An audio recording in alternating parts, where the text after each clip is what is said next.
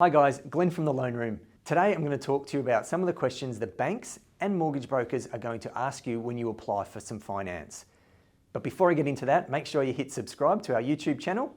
Let's go. So when you're applying for finance, you're essentially asking the bank for a loan, and in a lot of instances, it's a lot of money. So they're entitled to, and they do ask a lot of questions about you. Some of the main things that they will ask is things like, what's your employment history? What's your residential history? What's your credit report status? What's your savings history?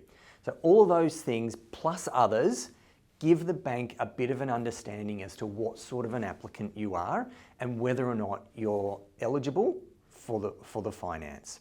So looking at employment history, the banks will need to understand what you've been doing, for how long, and in what field. The reason why they ask this is to get a bit of an understanding as to what your current borrowing capacity is and what your history has been. So if you're someone that has jumped around from industry to industry, that can look a little bit interesting from the bank's point of view. They do like to see stability. On the other hand, if you've held a job for a number of years, or if you've held a couple of jobs in the same industry, then the banks like to see this continuity. Similarly, with regards to your residential history, if you've lived in the one property for a long period of time, it promotes stability, and the banks will see this as a good risk. If you're someone that's jumped around from place to place, then it's not so welcoming from the bank's point of view.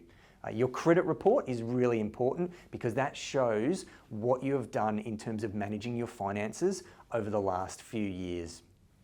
If you've been someone that's made your repayments and continually paid on time, then that comes up on your credit report, and the banks obviously like to see this, and they will see you as a fantastic risk. If, on the other hand, you've been late to repayments and perhaps they've even gone further into debt collection, obviously it's not such a good look from the lender's point of view. The last one for the moment is your savings history. So what the banks will look for is what's called genuine savings in most instances. So built up with regular savings over 3 to 6 months in a particular savings account. And what this does is it demonstrates your capacity and character to make regular commitments to either a savings plan or a loan over a particular period of time. That's the best form of savings that anyone can produce to show a bank. In most instances, banks will also look through your transactional history. So be careful with doing notes to friends. If you're paying money to your friends, the banks will also look to see what sort of notations that you put down and whether or not perhaps people are being a little bit silly with some of their transfers. On top of this, mortgage brokers will ask a different set of questions, and predominantly based around what your future intentions are. What sort of events do you feel might happen in the future so that we can get the loan structure right? Are you looking to convert this to an investment property? Are you going to be in there for the long term? Do you think you're going to upgrade? Perhaps if you're a young first home buyer couple, what are your intentions with regards to starting a family? So we ask all these questions at the Loan Room to make sure that we get the right structure for you, and going forward that you're not going to be disadvantaged.